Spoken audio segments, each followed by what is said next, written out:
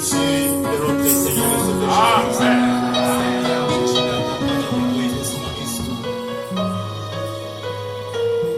Nous saluons la présence de chacun de vous et nous sommes aussi très contents du retour de notre berger parmi nous. Nous remercions Dieu de l'avoir gardé en année pour nos époux. Nous sommes très fiers de votre présence sur l'église. Et nous disons aussi merci de nous avoir cédé sa place. Et même ce matin pour que nous parlions à sa place. Et si je parle, c'est lui qui va parler. Fier à moi. Amen.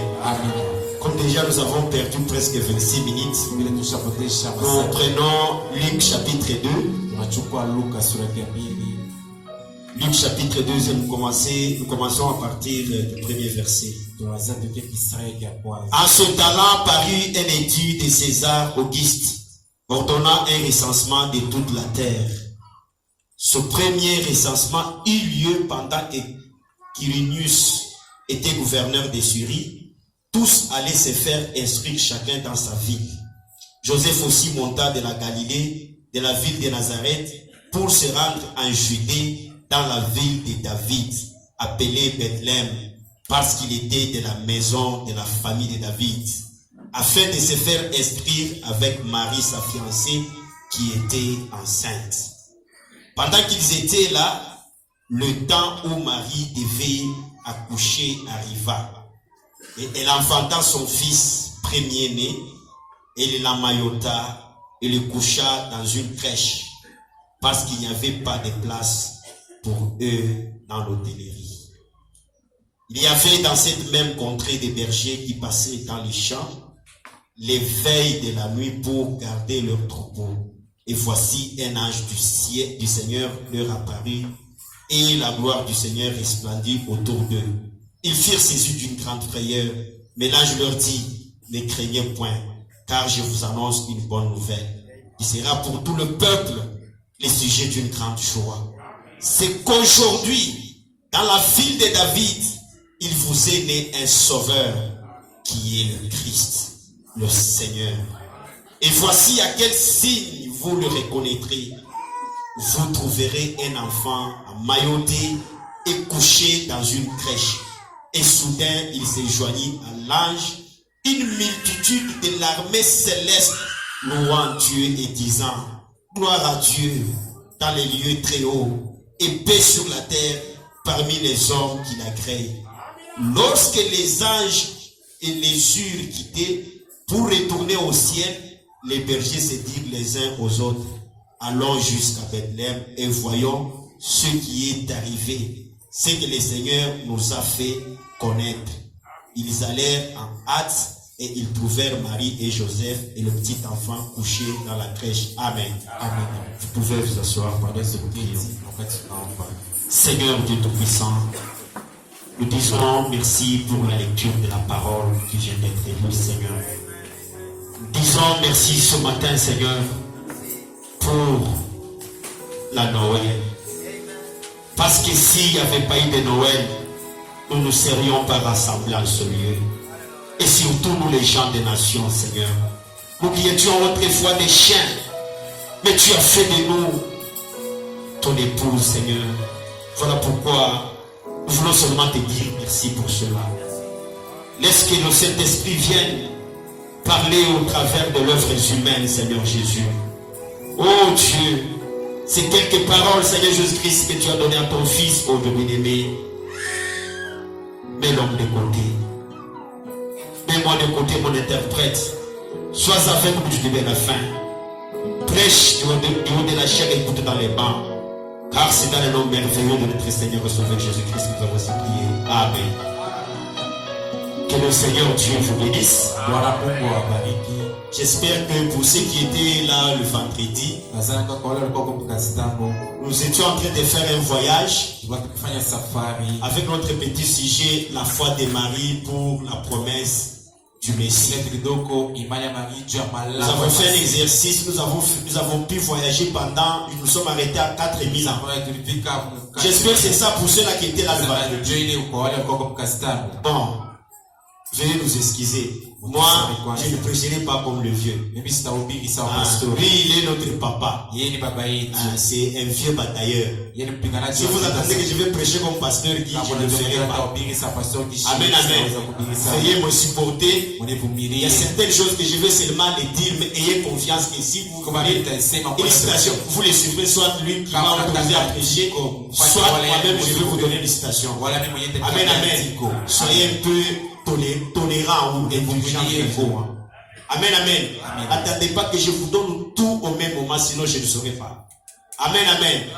Le vendredi, nous avons voyagé de Genèse jusqu'à Luc 1. Jusqu'à ce que Marie, la mère de Jésus, soit enceinte. Et nous avons lu Frère Branham. Nous avons trouvé que c'était un voyage d'environ un voyage de 4000 ans. C'est-à-dire de Genèse jusqu'à Luc 1, il y a eu 4000 ans. Amen, amen. Et le vendredi, nous avons terminé quand l'ange Gabriel annonçait le message à Marie. Et aussitôt que Marie a reçu le message de l'ange, Marie a conçu parce qu'elle était déjà couverte de l'ombre du Saint-Esprit. Amen. Et aujourd'hui, Jésus est né. Amen. Et il est né où? À Bethléem. Amen, amen. Alors, ce matin, nous allons parler d'un petit sujet. Où est-il le roi des Juifs? C'est un message que Frère Branham a prêché en 1958. Amen, amen. Continuons à partir de 4000 ans jusqu'à 2000 ans, après 4, donc jusqu'à 6000 ans. Amen. Donc de là jusqu'à Malachi, jusqu'à William Branham. Amen. Parce que nous devions faire un voyage de 6 jours. Donc 6000 ans. Amen, amen. Amen. Prenez avec moi Matthieu chapitre 2. Matthieu chapitre 2.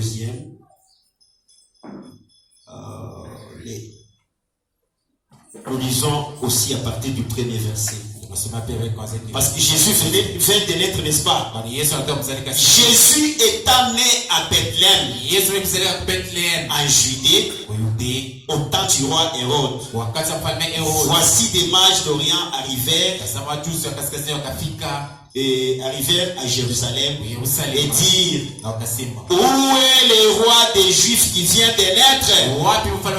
Car nous avons vu son étoile à l'Orient et nous sommes venus pour l'adorer. Le roi Hérode, ayant appris cela, fut troublé, et tout Jérusalem avec lui. Il assembla tous les principaux sacrificateurs et les scribes du peuple et s'informa auprès d'eux où devrait naître le Christ.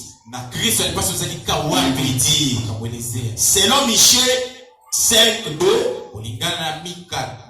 Christ devait naître à Bethléem en Judée. Car voici ce qui a été écrit par les prophètes. Et là c'est Michée 5:2. Et toi, Bethléem, terre de Juda, tu n'es certes pas la moindre entre les principales villes de Juda. Amen, tu as bien interprété. Car de toi sortira un chef qui pètera Israël au peuple. Amen, amen. Donc c'était une promesse que Michée avait faite il y avait déjà des années. Mais Hérode et tous les gens qui étaient à Jérusalem, ils ne savaient pas que Jésus devrait naître à Bethléem. Il était troublé. Il était roi. Mais on vient lui poser la question: où est le roi des Juifs qui vient de naître? C'est comme nous sommes dans ce pays. On vient vous dire: où est le président de la République? Je pense que Félix, là où il est, il va être troublé. Y a-t-il un coup d'État?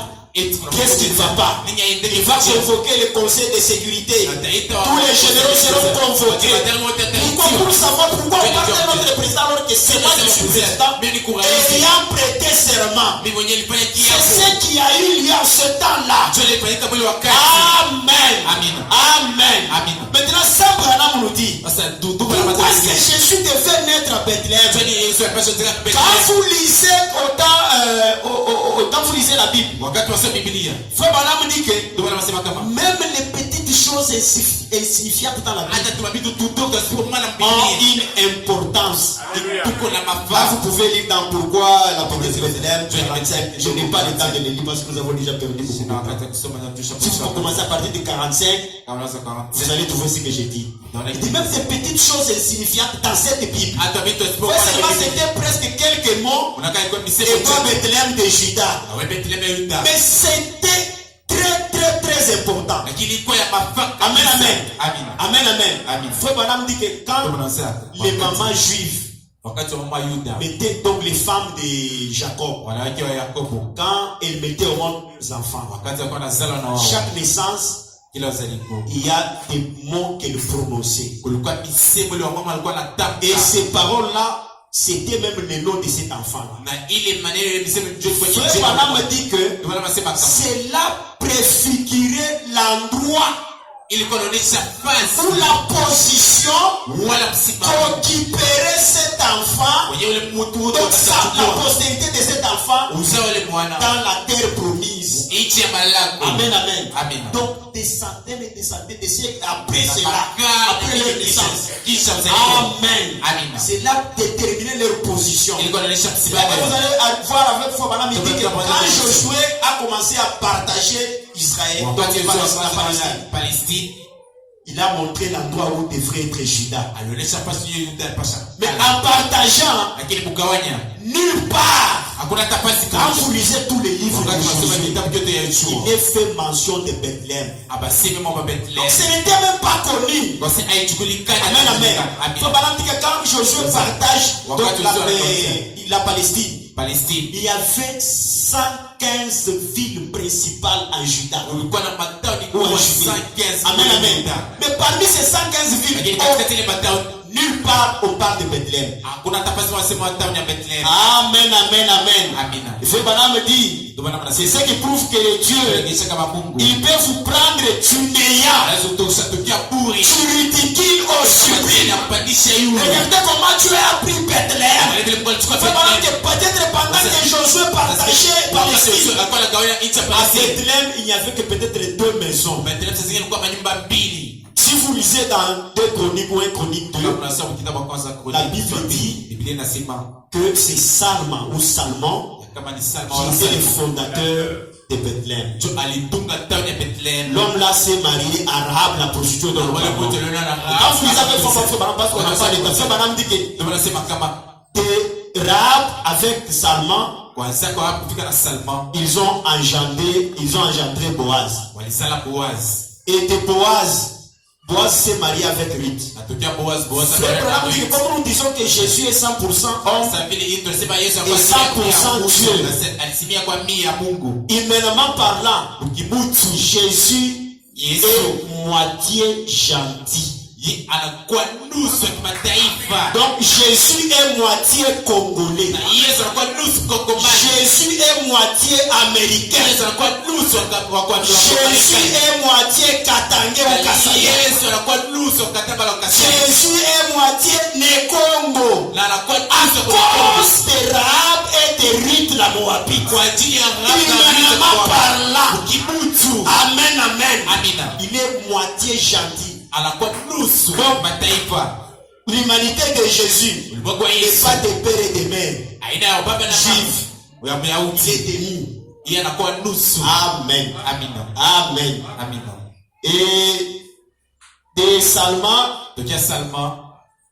il y a eu donc Rahab, donc après Boaz, et puis du mariage de Boaz et Ruth, il y a eu Obed.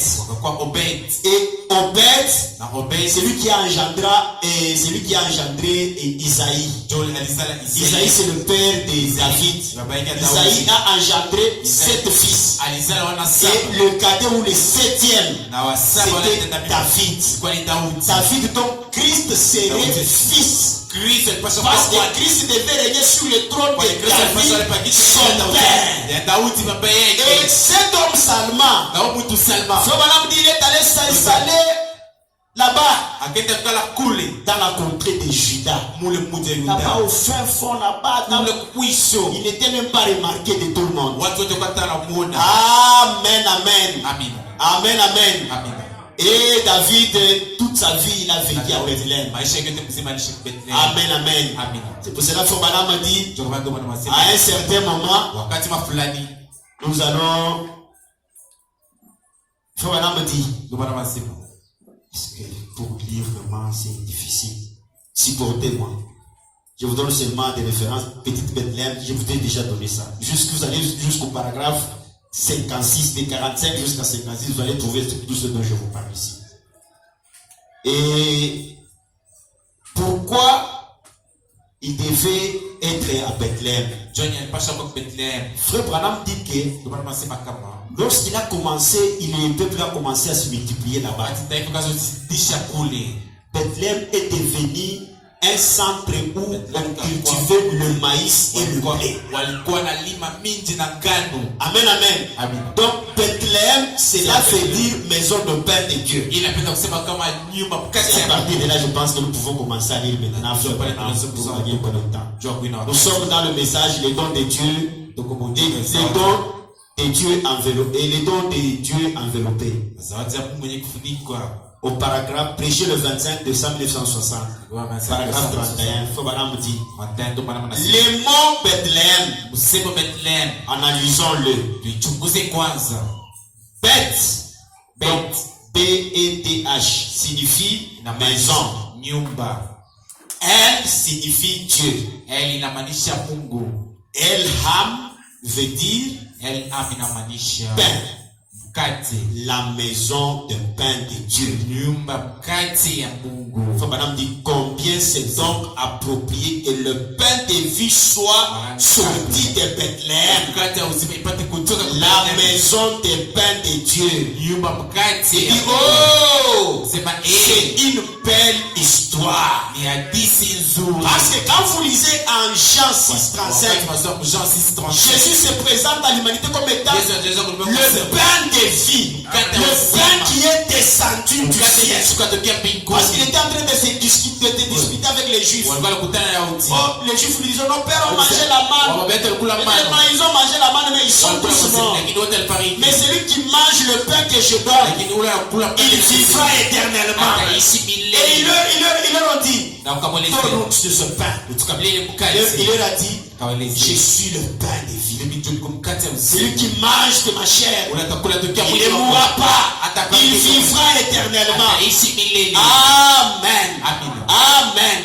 Au paragraphe 119, Robanam dit, oh, Bethléem est également le réservoir d'eau pour la religion.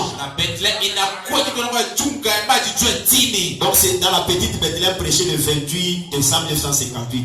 Or, Bethléem est également le réservoir d'eau pour la religion. Il n'y avait aucune eau comparable à celle de Bethléem. Voilà pourquoi Jésus devait naître à Bethléem.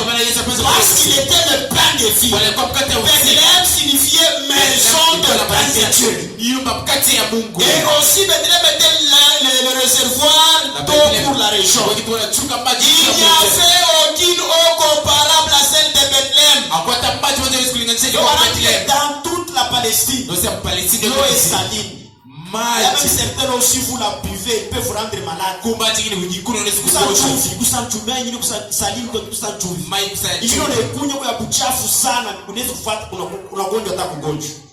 Et il dit, mais à Bethléem, il y avait une eau qu'aucune eau pouvait se comparer à cela. Il n'y avait aucune eau comparable à celle de Bethléem. David pensait quand il était fugitif là. Oh! Quand je sortais avec mes brebis le matin, je passais près de ce vieux puits pour y boire. Oh, que son nom était fraîche et douce et si désaltérante. Amen. Amen. Quand David a pensé à cela, en effet, bien que il y a eu ces soldats, quand ils ont entendu David dire ça, ils ont fait un voyage de 40 km. Ils ont créé un couloir. Ils ont affronté les ennemis pour aller puiser de l'eau, 15 litres d'eau, et amener ça à David. Amen. Amen. Frère Balaam a dit, en effet, bien que Jésus de Bethléem soit le pain de vie,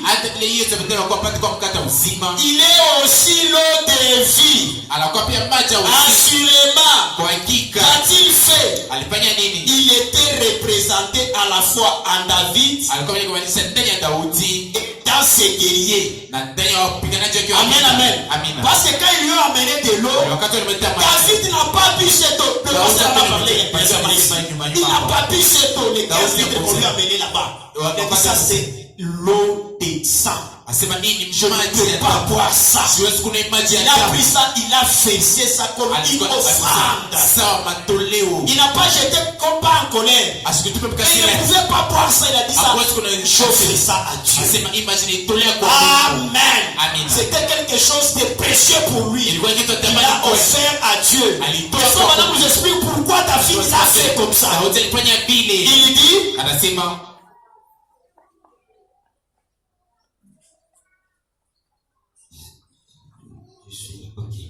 Il dit, il dit, qu'a-t-il fait? Il était représenté à la fois en David et dans ses guerriers. Parce qu'il était le roi et il était le guerrier qui est venu et a fait une percée à travers les lignes de l'ennemi. Amen. Il a vaincu la mort, l'enfer et la tombe, qui a répandu son propre sang afin que s'accomplisse Jean 3,16. Ah, Dieu a tant aimé le monde, il a donné son fils unique afin que quiconque croit en lui ne périsse point, mais qu'il ait la vie éternelle. 128. Il dit ceci. Pourquoi la vérité de Bethléem de 50 il dit, ce n'est pas qu'il ait donné une eau qui représentait cela,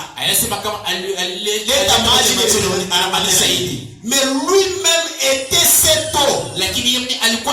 Sinon c'était la mort, afin qu'un peuple mourant ait la vie. Comment l'a-t-il fait?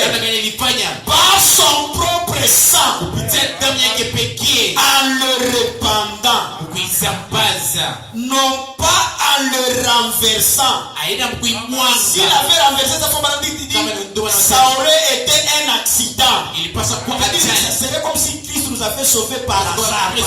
Non, il a fait ça volontairement. Il est monté au calvaire volontairement. Parce qu'il pouvait dire, Père, si cela est possible, éloigne de moi cette coupe. Mais non pas ma volonté, mais ta volonté. Amen.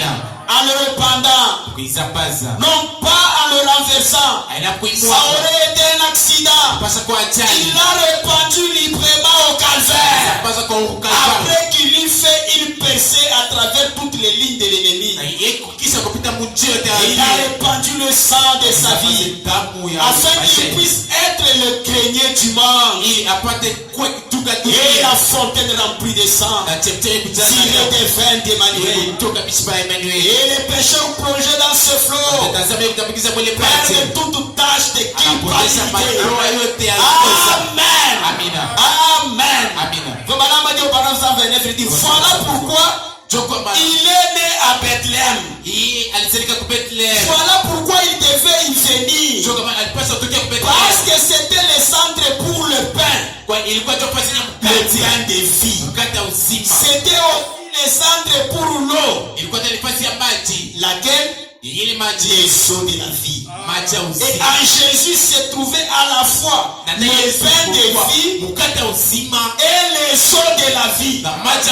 Par conséquent, il devait venir naître à Bethléem. Bethléem de Juda. N'es-tu pas la moindre entre les principales villes? Tu n'es qu'une simple petite créature. Tu n'es qu'un simple petit gars. Mais de toi sortira les chefs. Celui dont l'origine remonte aux temps anciens, au jour d'éternité. Voilà pourquoi il est né à Bethléem. En Judée. Cela lui a servi de personne. Et mon frère, l'endroit où il veut avoir son berceau aujourd'hui, c'est dans votre être, dans votre propre cœur, afin que par vous, il puisse manifester le son de la vie à un peuple qui périt, et le pain de vie à un peuple affamé, le pain de vie et l'eau de la vie, les deux choses essentielles à la substance de l'homme. Vitu viwili vya lazima mu maisha ya Mungu ni mkate na mai. Amen, amen. Oh, Bethléem c'était en même temps maison de pain de Dieu. Et c'est à Bethléem où il y avait une eau douce. Amen, amen. Et une eau désaltérante. Amen. Amen. Amen. Frère Branham me dit dans le message la divinité de Jésus. Il y a un problème. C'est-à-dire, les catholiques ont pris le 25 décembre comme étant la date de la naissance de Jésus. Nous avons lu avec vous le vendredi que l'ange Gabriel est allé voir Marie au 6e mois. Donc, disons pour notre calendrier, c'est au mois de juin. Amen, amen. Au mois de juin, quand nous arrivons au mois de décembre, donc ça fait 6 mois. Oh, Jésus devait naître normalement au printemps. Frère Branham dit pourquoi au printemps? Parce que le printemps vient après l'hiver. C'est au printemps que ceux qui étaient morts pendant l'hiver renaissent. Donc Jésus devait venir au temps de la vie. Parce que lui il était la vie éternelle. Le pain de vie, les eaux de la vie. Jésus ne devrait jamais venir au temps de la mort. Pendant l'hiver, c'est la mort. Tout est au arrêt. Amen. Amen. Amen. Amen. Selon les zodiacs. Amen, amen. Selon l'astrologie. Jésus, pourquoi nous l'appelons agneau? Parfois il y a des gens qui ne comprennent pas. Quand Jean l'a présenté, voici l'agneau de Dieu qui ôte les péchés des mondes. L'agneau de Dieu, mais il voit un homme en train de marcher. Amen, amen. Dans cette salle, il y a des agneaux, il y a des lions, il y a des poissons, il y a des cancers, il y a des vierges. Selon l'astronomie, Frère Branham me dit ceci. Dieu a écrit 3 Bibles. La première Bible que Dieu a écrite, c'est au ciel. Les zodiacs. Quand il y a une agglomération d'étoiles, vous lisez même dans les livres de Job, on va vous parler de l'ours. Donc c'est l'ours dont on parle, ce n'est pas une animal. C'est l'ours selon les zodiacs. On va vous parler de l'Orion. On va vous parler des Pléiades. Tout ça, ce sont des étoiles. C'est la Bible que Dieu a écrite aussi. Parce que Frère Branham dit que avant que Dieu ne fasse quelque chose sur la terre, il commence par l'annoncer au ciel. Amen, amen. Alors, dans les zodiacs, Frère Branham dit que Jésus devait venir. Donc Jésus vient 2 fois. Premièrement, dans la première venue, il vient par la Vierge, comme l'agneau. Dans la seconde venue, il vient comme un lion. Amen, amen. Là, c'est dans les zodiacs. Et maintenant, comment selon les zodiacs, Jésus, on l'appelle agneau ou bélier? Parce qu'il venait pour s'offrir, pour un sacrifice, pour racheter. Amen, amen. Alors, selon la Bible de Dieu, Jésus devrait naître sous le signe. Amen, amen. Et ce signe-là, ça commence entre le 20 mars jusqu'au 20 avril. Amen, amen. Je ne sais pas, vous comprenez maintenant pourquoi Jésus est agneau de Dieu. C'est parce qu'il est né sous ce signe. Et moi-même qui vous parle, je suis né sous ce signe. Amen, amen. C'est pas que je suis agneau, agneau par rapport à la Bible de Dieu. Et chacun de vous, si vous donnez une date de naissance, on va vous dire sous quel signe vous êtes. Et sous ce signe-là, ça exerce une influence négative ou positive sur tout au long de votre vie. C'est la loi de la nature. Donc si on vous lisait dans les zodiacs là-bas, vous allez voir, c'est comme si vous êtes devant un bébé ou devant un bébé. Vous voyez même à 90%. Amen, amen. C'est comme cela qu'on appelle Jésus agneau de Dieu. Amen. Mais frère Branham me dit, aujourd'hui dans le monde, la divinité de Jésus-Christ. Aujourd'hui dans le monde, entre les mondes, on célèbre la naissance de Jésus. Ce qui maintenant n'est qu'une tradition. Jésus n'est pas né le 5 décembre. Ni rien comme, ni le 25 décembre. Nous savons que cela est impossible. Les collines de Judée étaient couvertes de neige en ce temps-là. Ceux qui suivent la radio maintenant, là, si vous suivez aux États-Unis, en Allemagne, il y en a qui sont même à 50 en dessous de zéro. Il neige partout. Maintenant, là, si vous suivez, vous avez les endroits, vérifiez. On ne sait même pas marcher. Il y a des couches et des couches de neige sur les routes. Et même sur les rues, les avenues, les routes. Il n'y a pas moyen de marcher.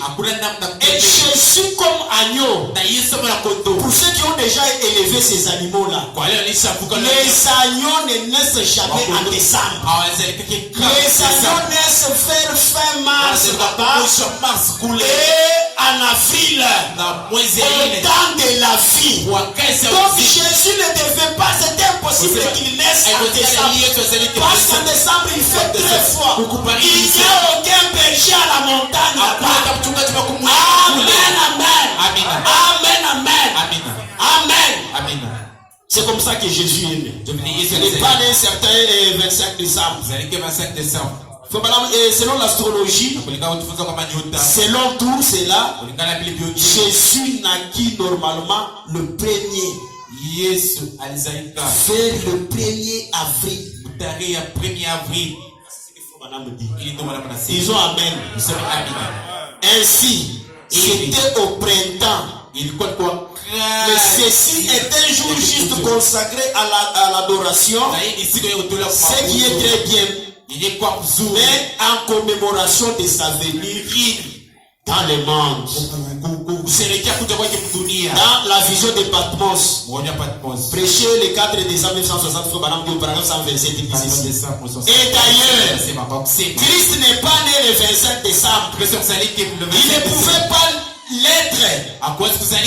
Si vous avez déjà été en Judée, les collines sont couvertes de neige. C'est pire qu'ici aux États-Unis. Il est né en avril, quand toute la nature renaît.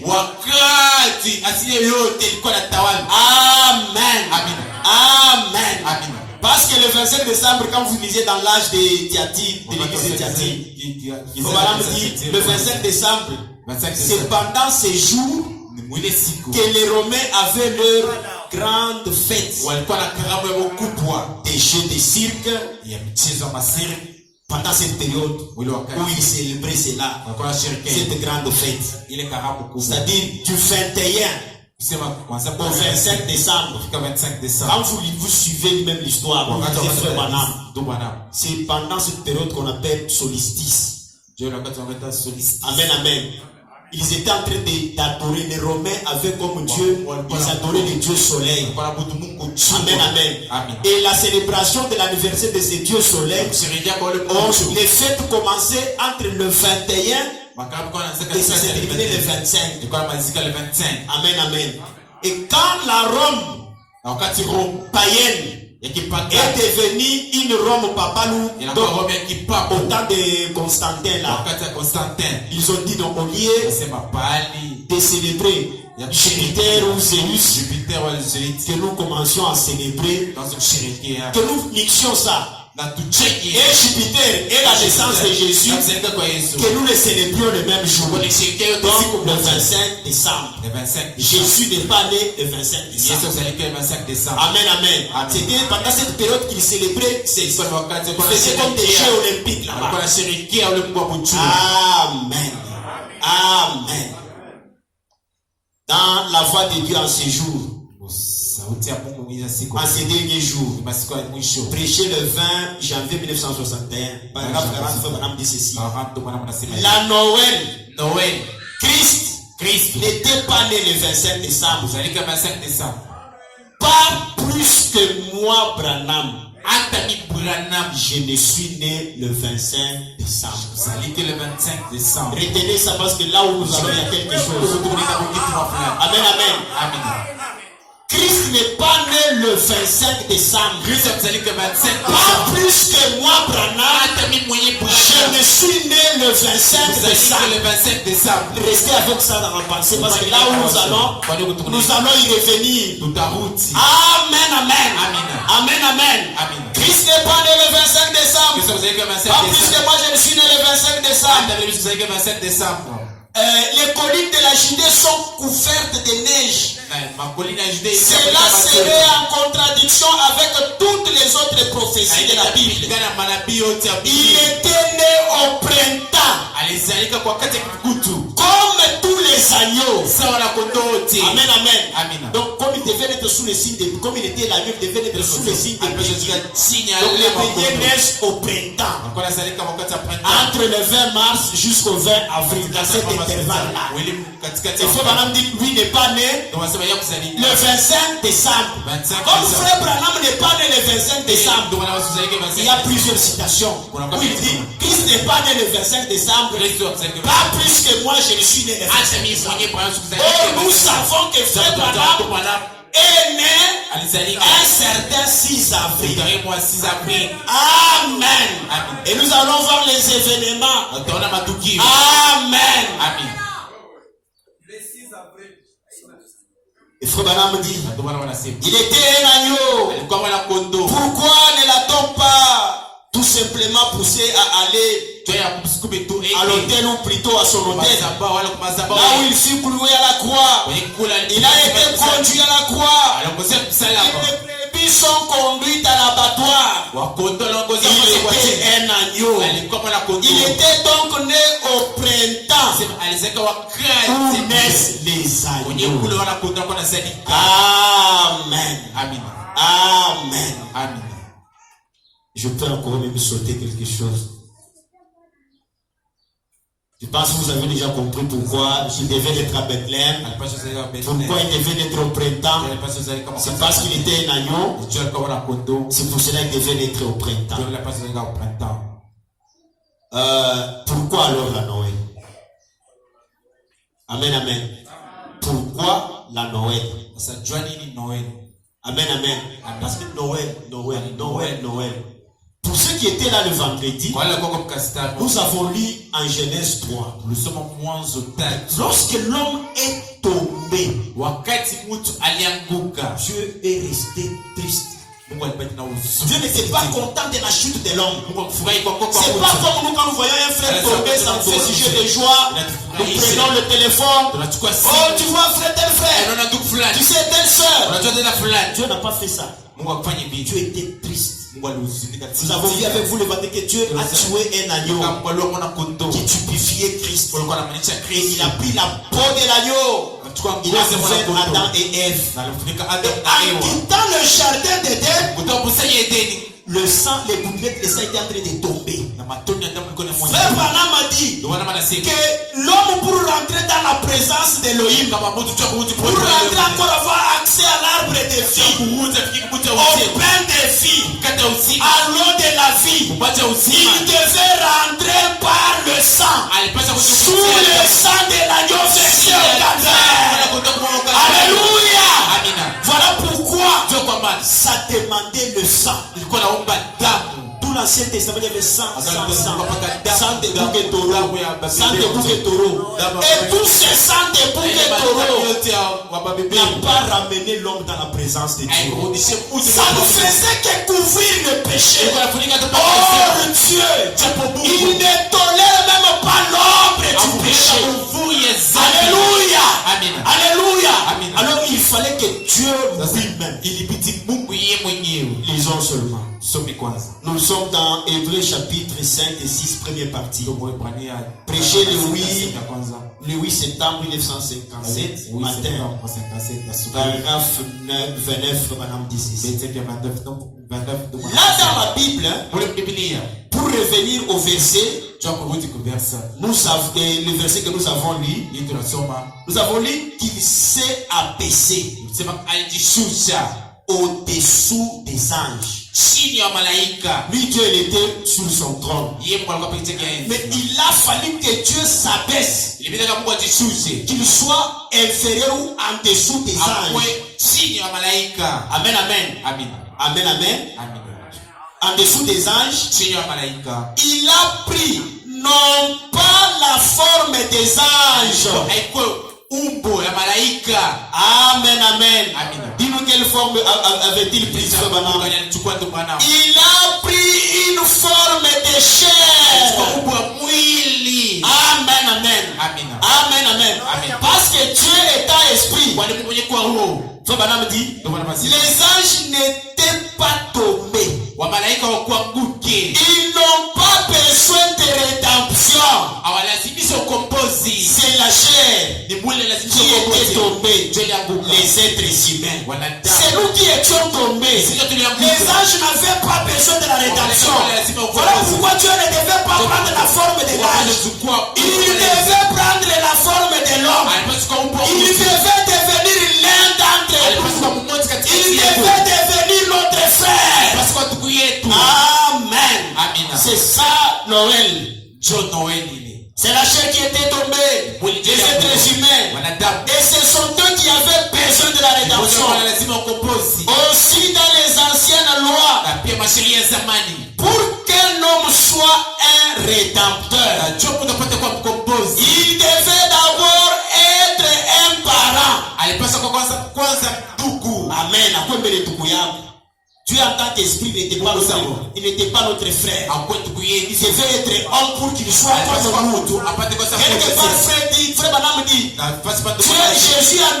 Dieu en naissant comme bébé, il devait aussi sentir ce que sentent les petits enfants. Quand un enfant pleure, peut-être vous, parents, vous ne comprenez pas. Même le pédiatre ne comprend rien.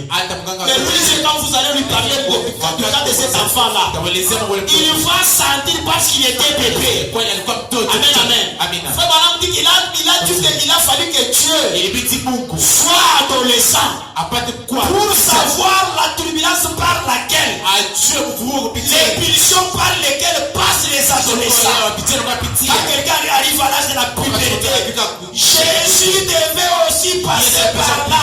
Il devait aussi sentir les tentations de la puberté de l'adolescence. Amen. Il devait devenir l'un d'entre nous. Et dans les anciennes lois, pour qu'un homme soit un parent ou un rédempteur, il devait être d'abord un parent. Le grand livre de Ruth Nous l'avons étudié ici il y a quelque temps. Comment Dieu étant un esprit est devenu notre parent en devenant un des nôtres afin de nous racheter et de nous donner la vie éternelle. Parce que dans l'esprit, Dieu n'avait pas de sang. Il devait se faire un corps. Venir dans ce corps-là, comme la rédemption, le rachat, réclamait le sang. C'est en devenant chair que Dieu avait maintenant la possibilité de verser le sang. Amen. Pour nous donner la vie éternelle. Il devait devenir nous. Amen, amen. Afin que par la grâce, afin que par sa grâce, nous puissions devenir comme lui. Amen, amen. Lui devient humain et l'humain devient divin. Donc, de la divinité à l'humanité, pour faciliter que l'humanité passe à la divinité. Amen, amen. Voilà le sens de la Noël. Amen. Jésus est né. Dieu est né. C'est pour que vous vous cessiez d'être des êtres humains. C'est pour que vous deveniez des dieux. Alléluia. Vous êtes des dieux. Mais vous voulez comme des hommes. Vous vous inquiétez comme des hommes. Enfant de Malachie 4. Christ est venu dans ce monde. Il s'est fait homme pour que vous deveniez Dieu. Vous êtes des dieux. Vous êtes des dieux. Là où vous êtes des dieux. Alléluia. Voilà le sens de Noël. Voilà la signification de Noël. Voilà l'importance de Noël. Amen. Il fallait que Christ devienne congolais. Amen, amen. Qu'il devienne congolais pour que nous devenions des célestes. Amen. Et dans le message, le parent rédempteur, prêché le 2 octobre 1960, paragraphe 61, Boaz représentait Christ. Maintenant, Ruth représentait l'église. Vous les croyants. Donc Ruth là, c'était dans les types. Et maintenant, Dieu dans l'Ancien Testament, la seule manière qu'il pouvait venir racheter ce qui avait été perdu, Dieu devait devenir un parent de l'homme. Pour nous racheter, Dieu devait devenir notre frère. Amen. Il devait devenir parent de l'homme. Et la seule manière que Dieu pouvait devenir un parent de l'homme était d'être l'un d'eux. Frère Branham dit Amen. Maintenant que Dieu est devenu l'un de nous. Amen. Dieu est devenu l'un de nous. Lisons en Matthieu 2. Il dit en Matthieu 2, quand il est né, les mages ont vu une étoile. Ils étaient à des endroits différents. Ils étaient par rapport à la situation géographique de Jérusalem. Et étaient à l'est. Ils étaient obligés de tourner les regards vers l'ouest. Amen. Parce que s'ils regardent à l'est, ils ne voient pas l'étoile. Ils devaient regarder à l'ouest, à la côte ouest, pour voir le Messie. Amen. Ils ont vu l'étoile. Et Frère Branham a dit, cette étoile-là, pourquoi il regardait à cela? Frère Branham dit que lors de la déportation, quand les Juifs sont dans la Babylone, Daniel que nous lisons dans la Bible, il avait aussi révolutionné l'astrologie de l'autre côté. Amen. Il leur avait parlé de l'astrologie. Parce qu'il faut vraiment dire ces mages ici. C'était des Hébreux qui étaient allés à l'Orient pour achever leurs études d'astrologie. Parce qu'il y a un prophète. Amen, amen. Balaam. Qui avait prophétisé en Nombre 24-47. Qu'est-ce que Balaam disait? Nombre 24-47. Nombre 24-47.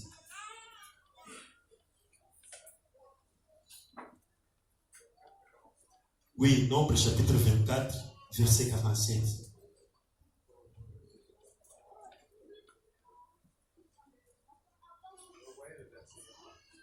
Pardon? Il n'y a pas le verset 47, il n'y aura pas.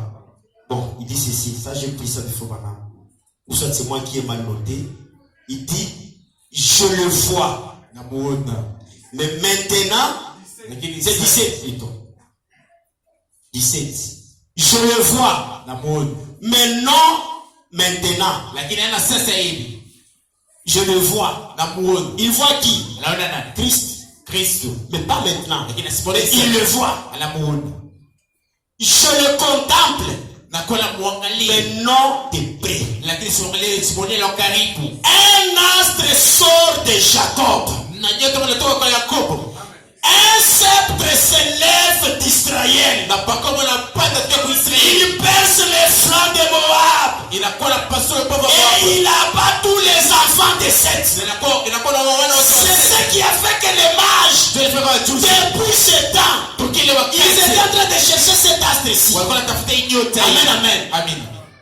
Ils étaient en train de chercher cet astre, ce sceptre-là. Nous avons vu avec vous en Genèse 49, 10. Là on parle de Shiloh, celui qui était le sceptre de David. Amen. Et nous sommes dans les influences.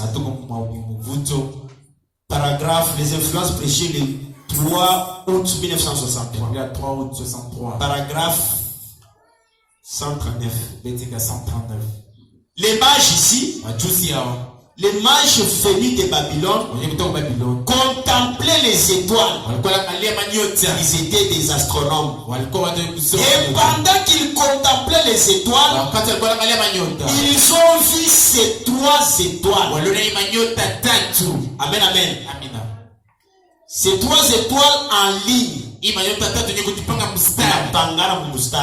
Vile na dialinye mu mstari moya banaanza kuona nyota hii moya. Amen. Faut pas dire que peu importe la position ou la situation géographique par rapport à laquelle vous êtes. Quand vous regardez ces étoiles là-bas, pour ces 3 mages là-bas, ils voyaient qu'une seule étoile. Donc les 3 étoiles s'étaient alignées. Amen. Sobanam dit, quelles étaient ces 3 étoiles? L'étoile de Cham. Celle de Sem.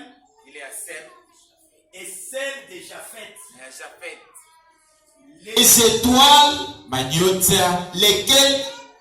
sous lesquelles ils étaient nés en ligne. Alors ils étaient sûrs. Amen. Une étoile pour Cam. Une étoile pour Sem, une étoile pour Japhet. Japhet là, ce sont les 3 fils de Noé. Amen. Après le déluge, c'est à partir de ces 3 là que l'humanité a encore été repeuplée. Amen. Et ces 3 étoiles là s'étaient alignées. Frère Madame dit, ces croyants scientifiques observer des astres, comment ils se déplaçaient. Donc ils ont vu ces astres se mettre en ligne avec Jérusalem. En effet, comme ils étaient à Babylone, ils regardaient 3 vers Jérusalem, donc à la côte ouest. Il faut vers l'ouest pour voir cela. Et quand ils ont vu cela arriver, ils ont su que comme ces étoiles se mettaient en ligne les unes avec les autres, les messies étaient sur la terre. Amen, amen. Christ n'est pas né le 25 décembre. Pas plus que moi je ne suis né le 25 décembre. Amen, amen. Mais quand Christ est né, quand le Messie est né, 3 étoiles se sont fusionnées. Elles se sont alignées. Et quand les mages, les astronomes ont vu 3 étoiles s'aligner, ils ont su que le Messie est sur la terre. Alléluia. Le Messie est sur la terre, mais il est où? C'est pour ça qu'ils se sont mis à crier. Où est le Messie? Où est le roi des Juifs qui devait? Même eux, les mages, ne savaient pas que Jésus devait naître à Bethléem. Alléluia. Et pourtant, ils attendaient seulement l'alignement ou la constellation de ces 3 étoiles. Amen. Amen. Amen. Amen. Frère Branham a dit, et quand nous verrons, paragraphe 140, et quand nous verrons Israël rentrer dans sa patrie, et le Saint-Esprit être déversé dans les églises. Pour ceux qui étaient là le vendredi, Frère Branham nous avait dit, nous attendions quoi? L'effusion du Saint-Esprit et la seconde venue. N'est-ce pas ça? Pour ceux qui étaient avec moi le vendredi. Frère Branham m'a dit, et quand nous verrons Israël rentrer dans sa patrie, Israël n'est-il pas dans sa patrie? Et quand nous voyons Israël rentrer dans sa patrie, et le Saint-Esprit être déversé dans les églises, la rue Souza, et partout les fusions du Saint-Esprit à travers les mondes jusqu'ici à Goël. Amen, amen. Et les nouvelles du rassemblement écuménique, toutes les églises aujourd'hui, tout pas moins tout. Tout pas moins tout. Senko kama na nini kama ni senko kama ni vitu panaungana. Ndio kwa hiyo pour les élections ya nani? L'unité. Donc quand nous voyons cela, le conseil des églises et tout, le catholicisme romain et le protestantisme, parce que c'est pour les protestants. Quand nous voyons le catholicisme romain et le protestantisme s'unir, le Messie va venir enlever son épouse. Alléluia. Quand nous voyons ceci, quand nous voyons Israël dans sa patrie, avec un premier ministre Benjamin Netanyahu, amen, amen. Frère Branham me dit, quand nous voyons la SECO et ECC s'unir, le Messie va venir enlever son épouse. Amen. Amen. Amen. Mais quand les mages sont venus, on était là comme ça. Parce que nous tendons déjà vers la fin. Quand les mages sont venus, nous sommes dans les dons de Dieu, trouvent toujours leur don. Leur place plus facile. Prêché le 22 décembre 1963. Frère Branham me dit, ils sont allés à Jérusalem. Où est le roi? À Jérusalem, il n'y avait pas de réponse. Mais quand ils sont arrivés, on a vérifié, on a trouvé qu'ils étaient à Bethléem. Ils étaient à Bethléem. Hérode leur a dit, allez, si vous trouvez le petit enfant, vous venez, dites-le moi aussi, j'irai l'adorer. Mais quand ils sont allés adorer le Messie, ils ne sont pas allés main vide. Lisons Frère Branham. Parce que même la Bible dit, vous ne pouvez pas aller dans la maison de Dieu. Bila Sataka. Amen, amen. Nous allons lire Frère Branham. Les dons de Dieu trouvent toujours leur place. 22 décembre 1963, paragraphe 51, Frère Branham dit: et observez ces gens, ces mages, ils lui ont apporté, observez les dons qu'ils lui ont apportés. Les dons qu'ils lui ont apportés ont identifié ce qu'il pensait qu'il était. Sadaka leo unamletea Mungu kukanisa. Njoo iko naonesha kile wewe kunawaza kile Mungu wako. Ni Mungu petit Dieu, il est grand. Ils ont seulement fait, je n'aime pas faire les commentaires. Ils lui ont apporté de l'or, de l'encens et de la myrrhe. Et maintenant, observez ce que sont ces symboles. J'aimerais vous parler maintenant leur signification. Eh bien, j'ai ici des passages des Écritures que j'ai inscrits, que nous allons lire dans quelques instants. Le Seigneur voulant. 52 fois. Maintenant, l'or, l'encens et la myrrhe. Eh bien, l'or dans la Bible, combien cela convient à Christ? Parce que l'or représente la divinité. Nous allons y arriver dans un instant. L'encens représente le service. Quand vous allez même dans l'église catholique actuellement, pour nous autres qui n'avons pas été catholiques, mais qui avons étudié dans les églises catholiques, dans les écoles catholiques, donc c'est ça. C'est pour montrer que la divinité, l'or typifiait la divinité. Et l'encens, que comme Jésus était un sacrificateur, donc la divinité était en service. Amen, amen. Dieu est devenu sacrificateur. Amen, amen. Il est devenu sacrificateur. Après le sacrifice, amen, amen.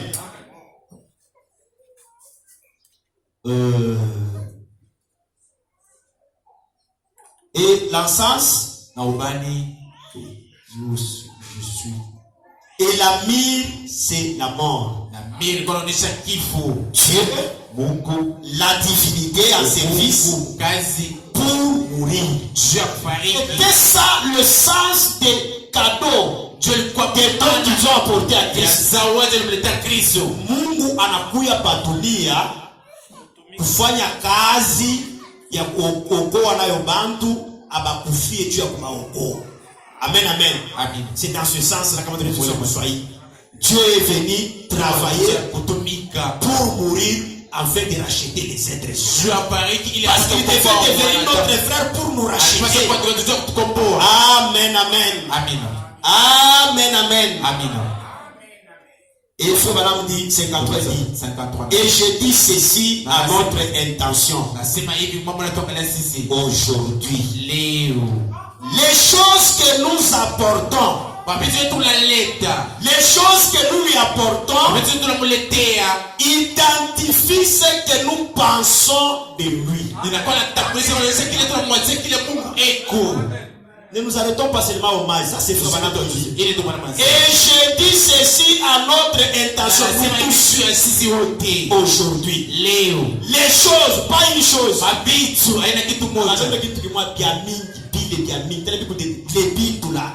Les choses que nous lui apportons.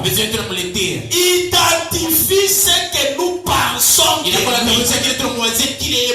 Vous comprenez ce que je veux dire? Vous voyez, si vous êtes si vous la croyez, la parole, si vous croyez la parole de tout votre cœur, et que vous croyez chaque parole, vous en croyez chaque parole, dans la Bible. Vous les manifesterez en donnant tout ce que vous avez pour elle. Si vous croyez que ce message est la vérité, c'est que Frère Branham dit. Si vous croyez que cette parole est la vérité, vous donnerez tout ce que vous avez à vous. Amen, amen. Pour elle. Voyez. Mais si vous croyez que c'est un bon endroit, c'est un bon endroit où vous pouvez vous associer avec des meilleures personnes. Je vais voir Frère Serge, je vais voir Femi, je vais voir Frère Bani, je vais voir Frère Flori, je vais voir Romain Chantal. Si vous pensez qu'en allant à l'église, c'est comme ça que vous allez à l'église.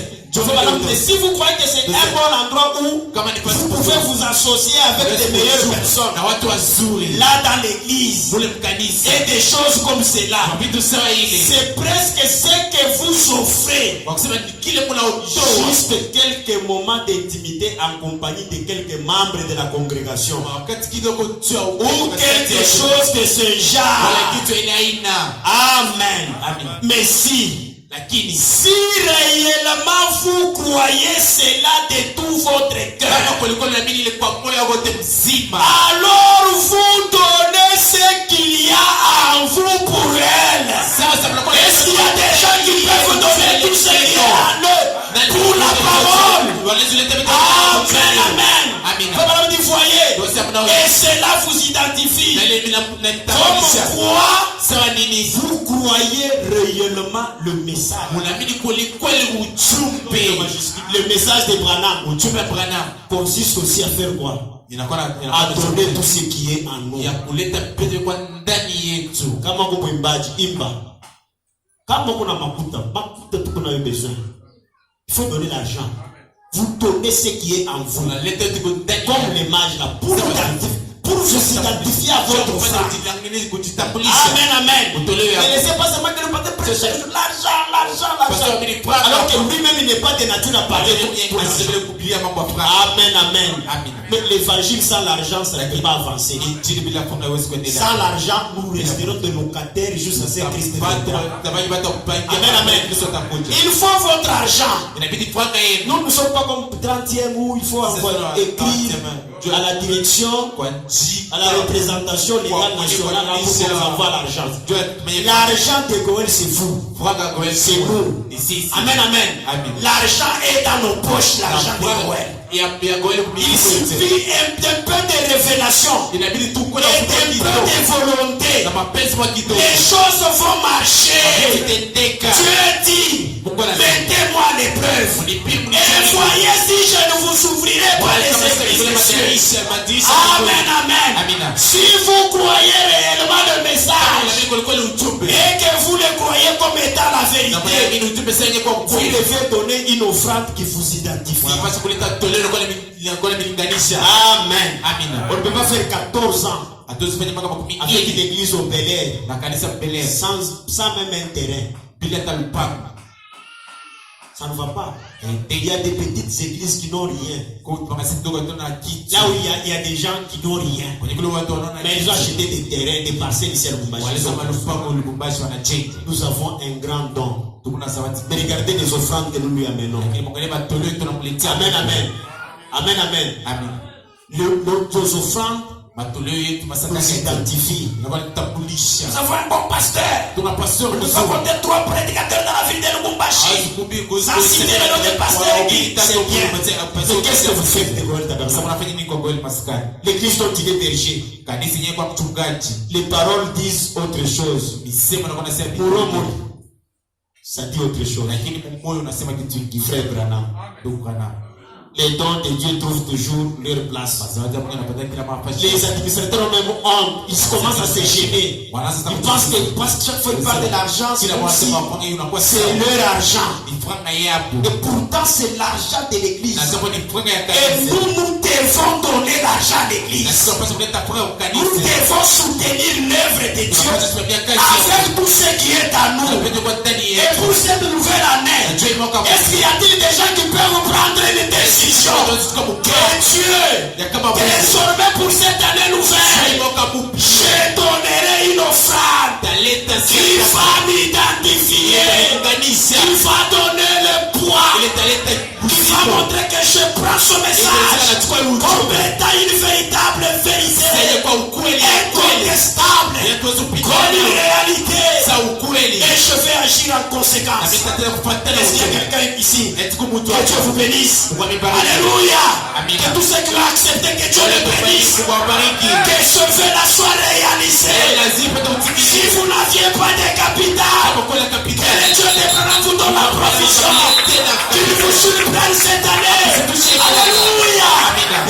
Amen. Amen. Amen. Amen.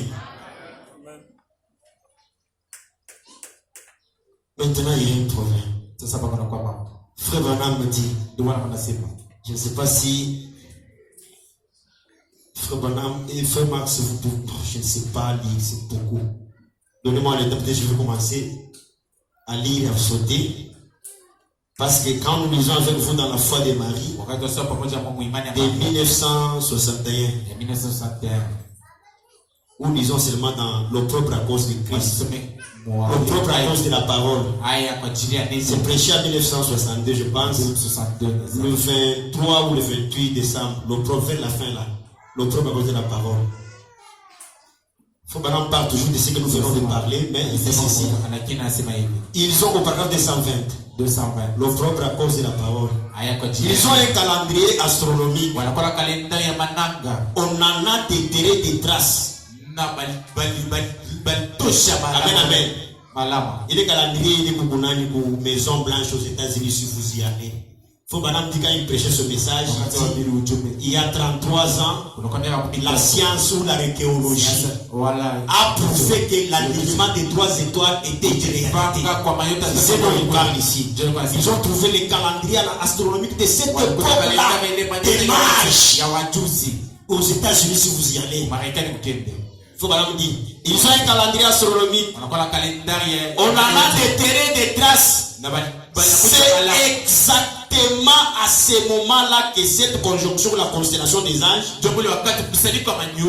et la constellation de ces étoiles se sont montrées. Et qu'elle s'est montrée en plein sur Babylone. Et les mages l'ont noté. Souvenez-vous, leurs orbites s'étaient croisées.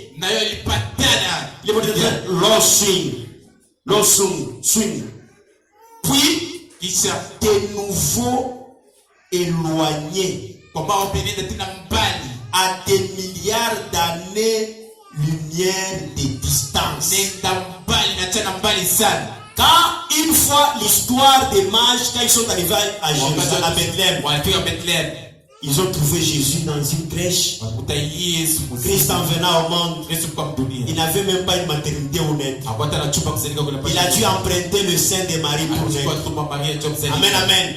Et pour mourir, pour manger, il vivait chez Lazare. Il disait, le Fils de l'homme n'a même pas opposé sa tête. Pendant que les renards ont des tanières, les oiseaux ont des nids. Mais le Fils de l'homme, il est venu dans ce monde, il n'y a même pas une seule pièce. Il vivait chez Lazare. Amen, amen.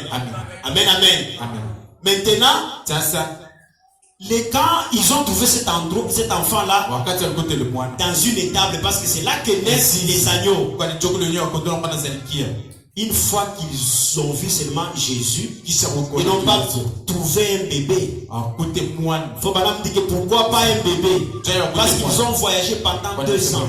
Ils ont trouvé un enfant déjà de 2 ans. Et ils l'ont adoré à cet âge. Amen, amen. C'est pour cela que parce qu'ils ne sont pas rentrés, l'ange leur avait dit ne rentrez pas chez Hérode. Comme ils ne sont pas rentrés, Hérode a attendu, il a dit non, je dois tuer cet enfant. Et pour avoir Jésus, il doit tuer les enfants de 0 à 2 ans. Comme Christ était le libérateur, Moïse étant le type, Et Jésus, Moïse étant libérateur, il est né dans une période où on tuait les enfants de 0 à 2 ans. Christ est né aussi à une période où on a tué les enfants de 0 à 2 ans. Parce qu'il était l'antitype de Moïse. Il était le véritable libérateur. Il venait nous libérer des péchés. Il venait nous libérer des traditions. Il venait nous libérer des coutumes. Amen. Amen. Alors, ils ont trouvé un enfant de 2 ans. Et l'histoire de l'étoile, quand vous lisez toute la Bible, nulle part. Ils se sont encore éloignés à des centaines de milliards d'années-lumière de distance. On attendait encore quelque chose. Parce qu'il y a la première venue et la seconde venue. Amen, amen. Christ n'est pas né le 25 décembre, pas plus que moi je suis né le 25 décembre. Amen. C'est ce qu'il faut Balaam dire. Donc, ils se sont encore éloignés. Oh. Frère Balaam dit, il dit maintenant ceci. Et quand leurs orbites se sont rejointes pour la première fois, ces hommes ont su que le Messie était sur la terre. Amen. Maintenant, si le Messie est sur la terre, il est où? Amen. Le Messie est où? Du temps de Jean-Baptiste, il y avait une facilité. Parce qu'on voyait Jean ici et on voyait Jésus comme le pasteur. On pouvait voir 2 personnes différentes. Amen. Si le Messie est sur la terre, il est où? Amen. Parce que quand vous lisez avec moi dans la foi de Marie, prêché le 21 janvier 1961, Madame dit ceci. Aujourd'hui, paragraphe 24. Aujourd'hui, nous attendons un visiteur céleste. C'est une promesse de Dieu. L'église. Église. Revêtez-vous rapidement de votre profonde pensée spirituelle. Le tabernacle. Parce que nous attendons un visiteur céleste. Revêtez-vous rapidement de votre profonde pensée spirituelle. Si vous étiez charnel, il y a un instant. Maintenant, ça il faut vous demande de ne plus être charnel. Soyez spirituel et profondément spirituel. Amen. Et rappelez-vous, nous attendons en ce moment un visiteur et beaucoup de revendiques. Amen.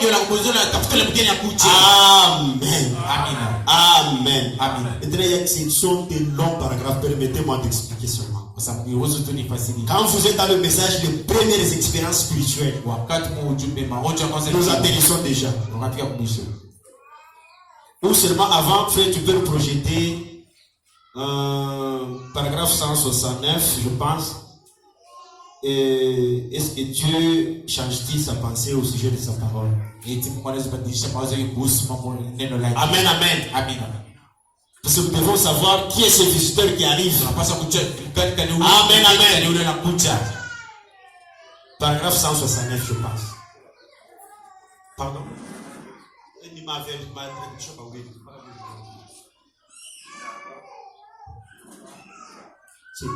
Paragraphe 169.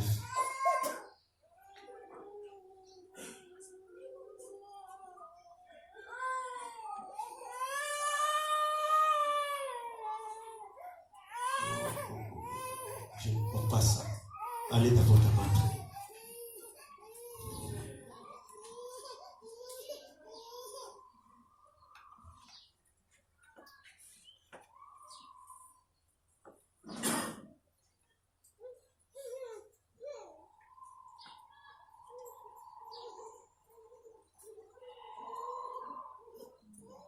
C'est là où il dit, Christ vient 3 fois sous le nom de Fils. C'est ça.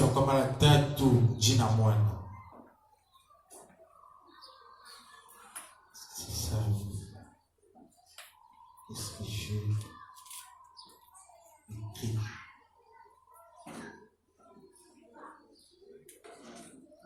Pardon? Je n'ai pas mentionné la date.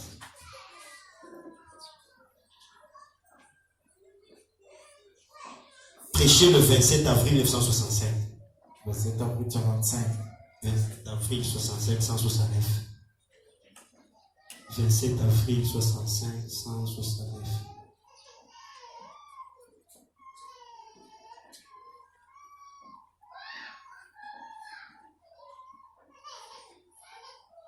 Dieu change-t-il sa pensée au sujet de sa parole?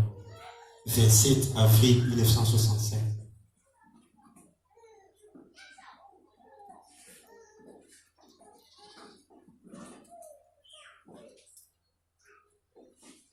Bon, nous pouvons lire pour gagner seulement le temps. Frère Madame dit ceci. Eh bien, Jésus est venu sous 3 noms.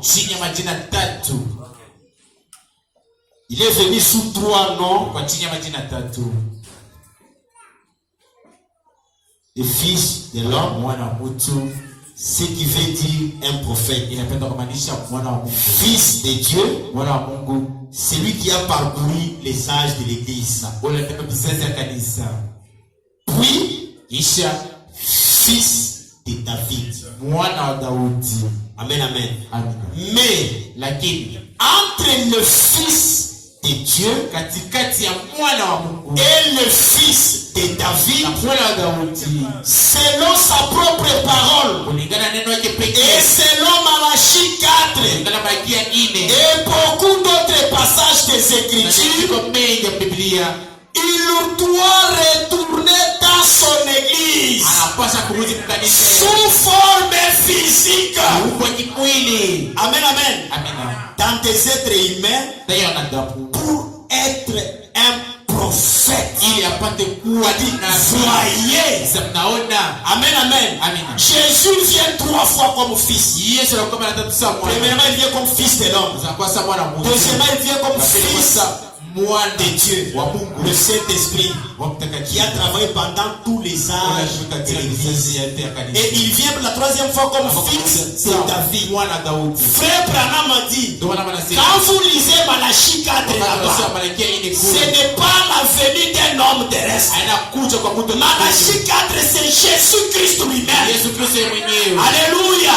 Mais entre fils de l'homme, entre fils de Dieu et fils de David, quelque part là, il vient comme fils de l'homme pour être, donc il rentre physiquement dans un corps humain pour être un prophète. Tu es prophète. Alléluia.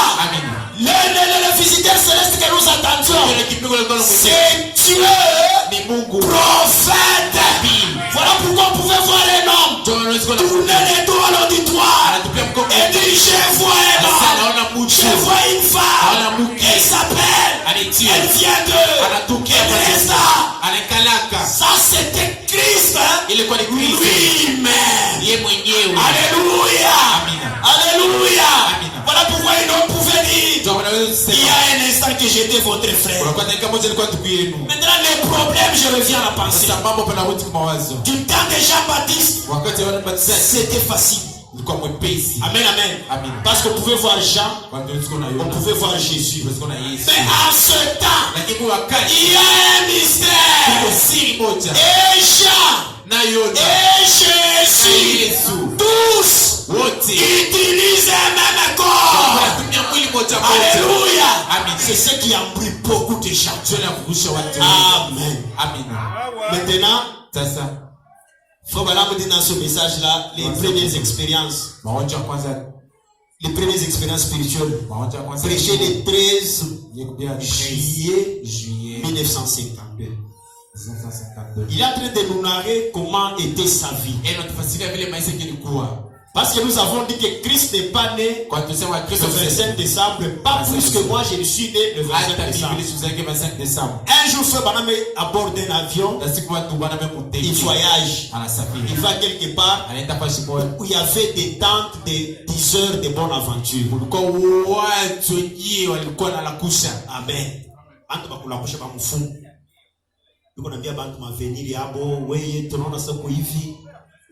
Ils étaient à 3. Quand ils passent devant cette tente-là, une dame crie: "Eh toi, viens!" Tous trois retournent. Il dit: "Non, c'est ma part." Vous pouvez commencer à partir du paragraphe 21. Il dit, la femme l'a dit à Frère Branham: "Toi là qui as les tricots rayés, viens." Mystère. Pourquoi? J'ai dit non. Quand il arrive, la femme lui dit: "Tu sais quoi? Tu sais que tu es né sous un signe." Un signe. Que j'ai compliqué cette dame comme pas possible. Mais elle m'a dit que toi tu es né sous un signe. Parce que chaque personne ici sur terre a quelque chose à voir avec les étoiles. Et pas seulement même vous. Amen, amen. Parce que vous êtes né sous un signe. Et ce signe-là, ce sont les étoiles au ciel. Donc si vous vivez sous l'influence de ces étoiles, signes sous lesquels vous êtes né. Amen, amen. Cela exerce une influence sur votre vie tout au long de votre vie sur cette terre. Et cette femme dit à Frère Branham: "Toi tu es né sous un signe." Frère Branham n'a pas, il a compris que cette femme-là, il est parti. Quelques années plus tard, il dit: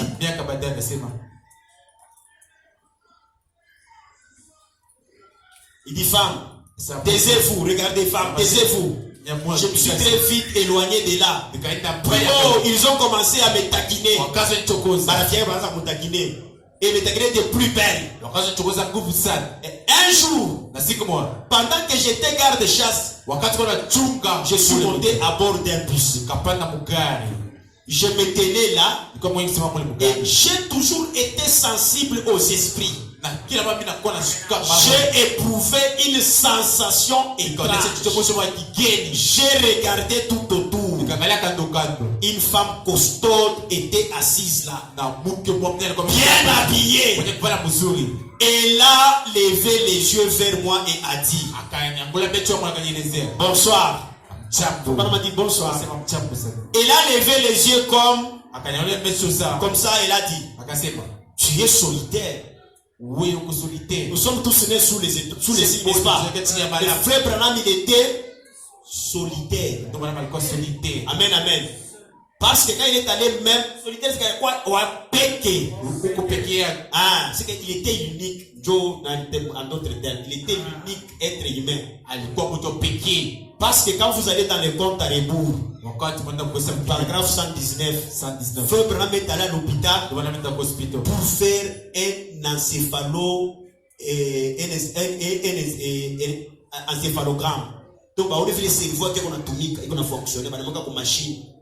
Ils ont vu que Frère Branham avait un cerveau différent de tous les êtres humains. Les médecins spécialistes nous ont dit: pour la première fois dans l'histoire de l'humanité que nous voyons pareille chose. Tu es différent de tous les autres êtres humains. C'est vous qui dites: c'est un homme comme moi. Voilà. Les médecins ont dit: il est l'unique. Les mages, les directeurs de bonne aventure disent: il est unique. Tu es solitaire, n'est-ce pas? Et j'ai dit: non, madame. Elle a dit: eh bien, tu n'es pas à l'aise. Déjà, tu sais pourquoi? Et j'ai dit: je suis tout aussi à l'aise que possible. Elle a dit: tu es né pour l'Ouest. Amen, amen. J'ai dit: dites donc de quoi parlez-vous? Elle a dit, peut-être que je ferais mieux de me faire comprendre. Elle a dit, êtes-vous un agent de l'État? J'ai dit, de la conservation de la nature. Et elle a dit, peut-être que je ferais mieux de me faire comprendre. Elle a dit, je suis une astrologue. Et je me suis dit, oh, l'un de ces gens bizarres. Ainsi donc, j'ai dit, oui, madame. Et je continuais à regarder. Je me suis approché. Il y avait un marin qui se tenait juste derrière moi. Comme ça. Le bus était était plein à craquer. Je me suis dit que c'était juste une femme qui voulait parler.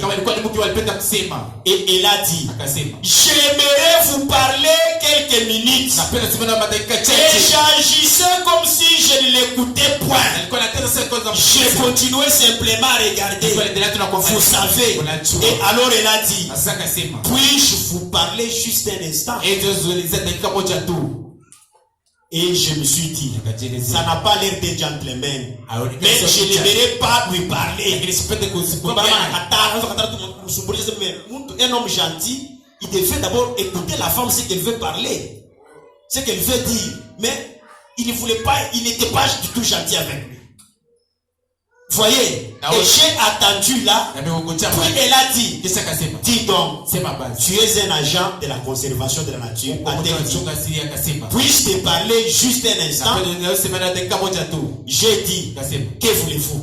Elle a dit, je me disais, c'était discourtois de votre part d'agir comme un homme. Alors, très indifférent. Vous savez, il a dit, êtes-vous chrétien? Et j'ai dit, non. Qu'est-ce pour vous? Voyez-vous? Il a dit, eh bien, je me posais simplement la question. Il a dit, saviez-vous que vous êtes né sous un signe? Oh là là! J'ai dit, regardez madame, et je n'aimerais rien savoir à ce sujet-là. Voyez, j'ai dit, sans vous couper court, j'ai une mère à la maison. Voyez, et j'ai dit, je n'aimerais rien savoir à ce sujet-là. Il a dit, oh, ne soyez pas si dur. Et j'ai dit, eh bien, je n'aimerais rien savoir au sujet de cette histoire-là. Moi, je suis né sous un signe. Je n'aimerais rien savoir. Voyez, j'ai dit, je n'en sais rien. Je ne connais rien au sujet des choses religieuses. Et je n'aimerais rien savoir à ce sujet. Et j'ai continué simplement à regarder devant. Elle a dit, oh là là, elle a dit, vous ne devriez pas agir comme cela. Eh bien, ce n'est pas que je ne veuille pas être un gentleman. Elle a dit, regarde ceci. Ceci n'est rien à faire avec la religion. Elle a dit, je vais à Chicago. Nous étions à bord du bus Greyhound. Elle a dit, je vais voir mon fils qui est un prédicateur baptiste. Elle a dit, je travaille à la Maison Blanche. Et elle travaille à la Maison Blanche. Il a dit, connaissez-vous la première chose? Connaissiez-vous ces États-Unis d'Amérique et toute l'astronomie et comment ils font? J'ai dit, je n'en sais rien. Voyez, il a dit, eh bien, je travaille à la Maison Blanche. Et elle a dit, juste en montant les marches de la Maison Blanche, il y a un calendrier de l'astronomie. Elle a dit, il y a un marin qui se tient là debout derrière toi. Demande-lui si la lune ne contrôle pas les vagues.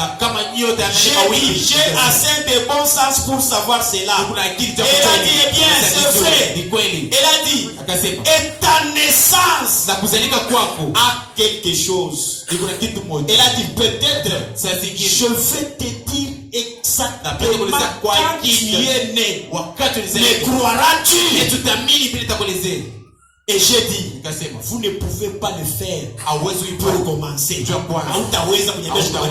Voyez, Il a dit, oh si je le paie, j'ai dit, dites-le-nous. Il a dit, tu es né le 6 avril 1909 à 5 heures du matin. J'ai dit, c'est vrai. J'ai dit, dites maintenant à ce marin, quand il est né, on est les Shadrach,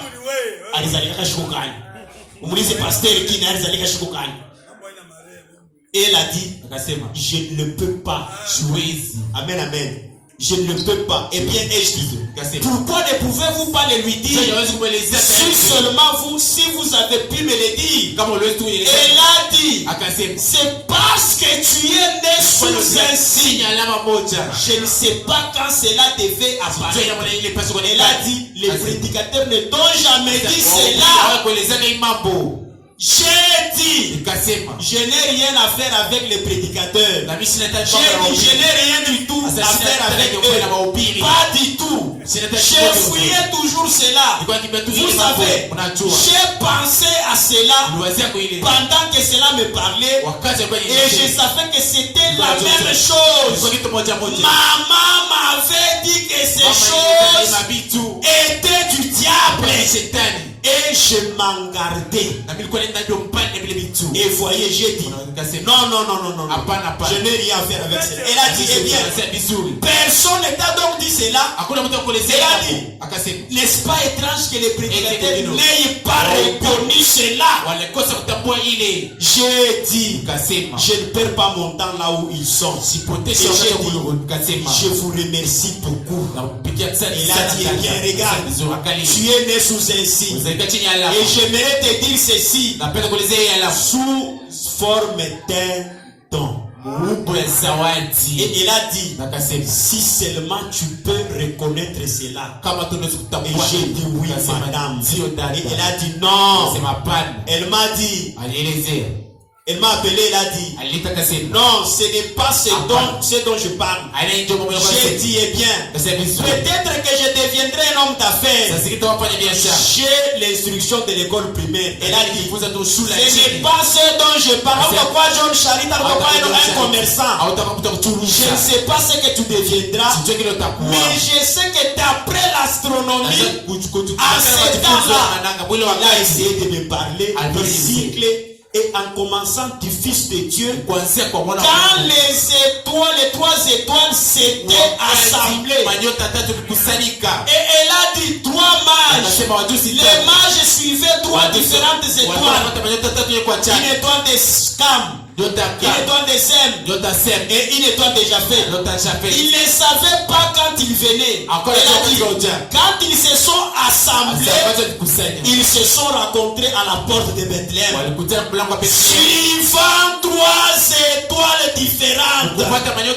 Et elles ont formé une seule étoile du matin qui s'est suspendue au-dessus de Christ. Et elle a dit, l'île c'était la descendance de Cam, de Sem et de Japhet, les trois fils de Noé. Et elle a dit, ces trois étoiles ont fusionné et ont formé une seule étoile qui s'est suspendue au-dessus de Christ. Et elle a dit alors, quand elles se sont séparées, elles n'ont jamais regagné leurs orbites. Elles n'y ont jamais été depuis lors. Et elle a dit, eh bien, tous les astrologues du pays n'ont jamais vu cela. Depuis lors, depuis l'an 0, depuis ce jour-là, depuis Luc 2, depuis Matthieu 2, depuis ce temps-là, jusqu'à aujourd'hui, on n'avait jamais observé cela. Amen. Amen. Cela a été donné de façon. Quelle façon? Surnaturelle. Et elle a continué à parler comme cela de toute son histoire. Eh bien, je ne pouvais pas comprendre de quoi elle parlait. Et en commémoration du plus grand don que Dieu ait jamais donné à la terre.